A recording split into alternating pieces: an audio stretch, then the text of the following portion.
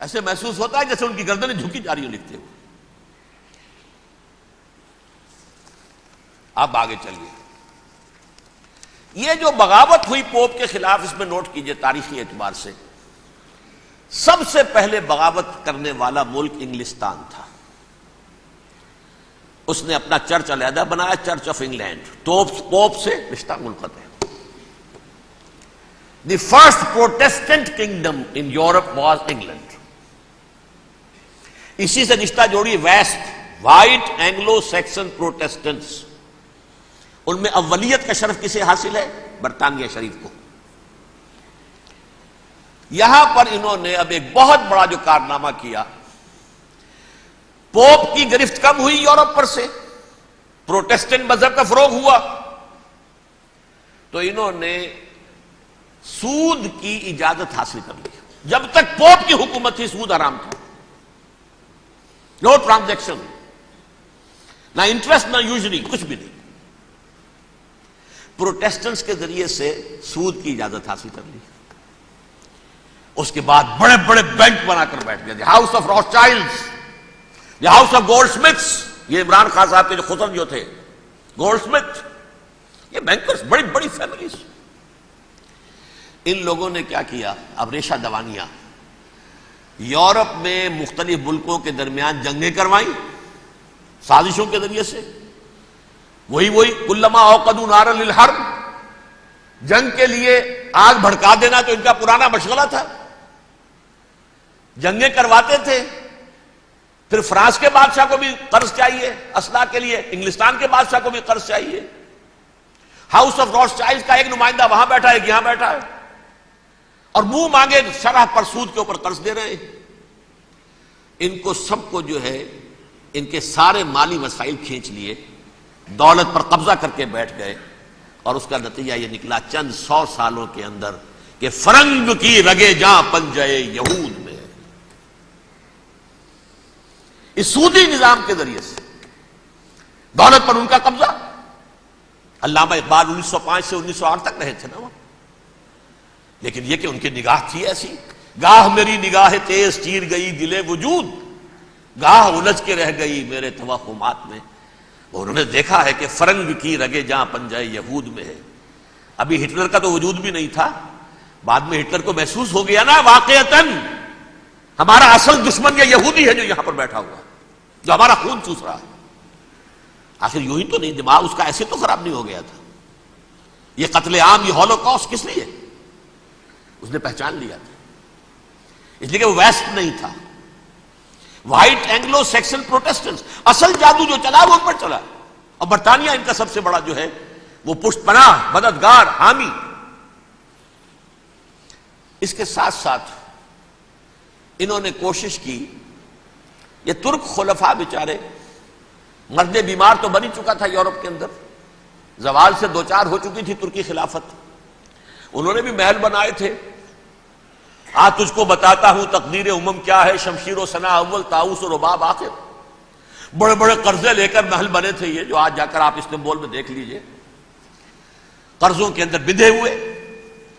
لیکن یہ کہ کم سے کم یہ ضرور کیا کہ بڑی سے بڑی رشوت انہیں یہودیوں نے پیش کی کہ کسی طرح ہمیں فلسطین میں آباد ہونے کی اجازت دے دو. لیکن this goes to their credit,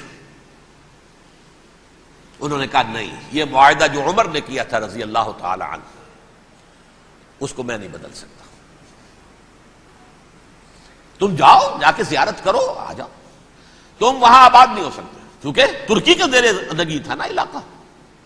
سلطنت عثمانیہ میں شامل تھا پورا ویسٹ ایشیا، پورا ایسٹ یورپ، پورا شمالی افریقہ. 3 بر اعظموں پر پھیلی ہوئی تھی سلطنت عثمانیہ اور خلافت عثمانیہ. 400 برس تک خلافت ان کے ہاں رہی ہے. انہوں نے نہیں مانا. نتیجہ کیا نکلا؟ انہوں نے اس خلافت کے نظام کو ختم کرنے کے لیے سازش شروع کی. اس سازش کا نتیجہ تھا، اس کو دیکھ کر بھانپ کر ہندوستان میں تحریک خلافت چلی ہے. بولی اماں محمد علی کی جان بیٹا خلافت پر دے دو، ساتھ ہوں تیرے شوکت علی بھی جان بیٹا خلافت پر دے دو. تحریک چلی. ابھی ختم نہیں ہوئی تھی خلافت، لیکن نظر آ گیا تھا. بڑا پیارا واقعہ ایک صاحب نے سنایا ہے کہ جب شیخ الہند جو ہیں اسیر تھے مالٹا میں، یہ 1915 سے 1920 تک رہے. تو وہاں جو تھا مالٹا کا جو کیمپ تھا جس میں کہ یہ اسیر تھے، اس کا کمانڈانٹ جو تھا انگریز، انہوں نے دیکھ لیا تھا یہ بہت فرشتہ خصلت انسان ہے، نورانی شکل ہے، تو وہ اچھا میل ملاپ تھا. ایک روز کہا حضرت شیخ الہند نے کہ آپ لوگ ہماری خلافت کے پیچھے کیوں پڑے ہوئے ہیں؟ وہ تو ایک مردہ شے ہے، اس میں کوئی جان تو ہے نہیں، کوئی طاقت نہیں ہے، پھر بھی آپ ہماری ایک نشانی ہے، اسے کیوں آپ جو ہے برباد کرنے پر تلے ہوئے؟ اس نے کہا اتنے بھولے نہ بنیے حضرت، ہمیں معلوم ہے اس نیم مردہ خلافت میں بھی طاقت اتنی ہے کہ اگر جہاد کا فتویٰ اس نے دے دیا تو انڈونیشیا سے موریتانیہ تک مسلمان کفن سر سے باندھ کے نکل آئے گا، یہ ہمیں معلوم ہے. لہذا ہم نے ختم کرنا ہی کرنا. اور ختم کس سے کرایا؟ ایک فری میسن مصطفیٰ کمال پاشا، چاک کر دی ترک ناداں نے خلافت کی قبا، سادگی اپنوں کی دیکھ اوروں کی عیاری بھی دیکھ. عیاری کس کی تھی؟ یہود کی، اور ان کے اعلی کار برطانیہ. ابھی خلافت ختم بھی نہیں ہوئی تھی، برطانیہ کے ذریعے سے 1917 میں بالفور ڈکلیریشن کے ذریعے سے حق حاصل کر لیا کہ ہاں جا کر یہ آباد بھی ہو سکتے ہیں. چونکہ دوسری جنگ عظیم میں سلطنت عثمانیہ ختم ہو گئی تھی، خلافت نام کی تھی، سلطنت تو ختم ہوئی، ترکی رہ گیا تھا صرف. اور جنرل ایلنبی کی فوجیں داخل ہو چکی تھی یروشلم میں. یروشلم پر قبضہ برطانیہ کا ہو چکا تھا، اور قبضہ دلوانے والے برطانیہ کو ہمارے ہندوستان کے مسلمان فوجی بھی تھے. اربوں نے بغاوت کی ترکوں کے خلاف، اور انگریزوں کی فوج میں ہمارے ہندوستان کے مسلمان سپاہی بھی تھے. بہرحال اب چونکہ ان کے پاس آ گیا، برطانیہ نے اعلان کر دیا، بالفور ان کا وزیر خارجہ، Jews have a right to settle in Palestine, وہ جائیں آباد ہو سکتے ہیں. یہ 1917 کا اعلان ہے. اس کے بعد جو کچھ انہوں نے طریقے برتے ہیں، اس میں دھن دھوس دھاندلی دھوکہ ہر چیز. مثلا دھن گئے، جناب یہ آپ مکان بیچیں گے؟ اچھا جی لے لیجئے. آپ کیا مانگتے ہیں؟ 10 لاکھ. میں 11 لاکھ دیتا ہوں، لیکن کل ہی نکل جائیں آپ. پیسے کی کمی تھی نہیں، پورا یورپ کا سرمایہ ان کے پاس، بینکرز کے پاس. زائمسٹ موومنٹ اصل میں بینکرز کی موومنٹ تھی. 1897 میں جمع ہو کر انہوں نے جو پروٹوکول بنائے تھے وہ کون تھے؟ سب کے سب بینکرز تھے. دولت کی کمی نہیں تھی. تم 10 کی بجائے 11 لو، نکل جاؤ. یہ کھیت بیچتے ہو کتنے کا؟ بھائی 12 کا. ہم 13 دیتے ہیں بھائی، جلدی سے نکل جاؤ. یہ بھی کیا، دھن کے ذریعے سے ڈسپلیس کیا، جہاں زور چلا نکال دیا. اور اس کے بعد پھر جب سن 48 میں اسرائیلی ریاست قائم ہو گئی، اب اسرائیلی جو ہے عدالتوں میں استغاثے دائر کرنے شروع. یہ فلاں مکان میرے پڑھانے پکڑ دادا سگڑ دادا کا تھا 2000 سال پہلے، اس کے اوپر یہ قبضہ کر کے بیٹھے ہوئے، یہ میرے پاس دستاویزات ہیں. اچھا ٹھیک ہے آپ نکل جائیں، یہ مکان ان کا ہے.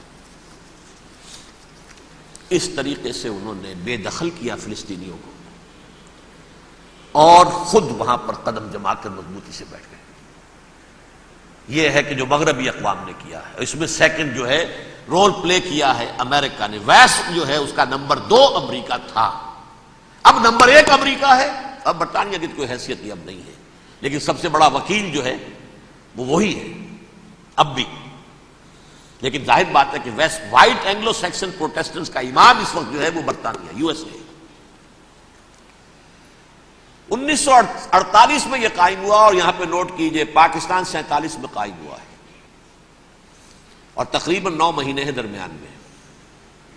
اگست 47 اور مئی یا جون 48. اس کا کیا مطلب ہے یہ میں بعد میں بتاؤں گا آپ کو.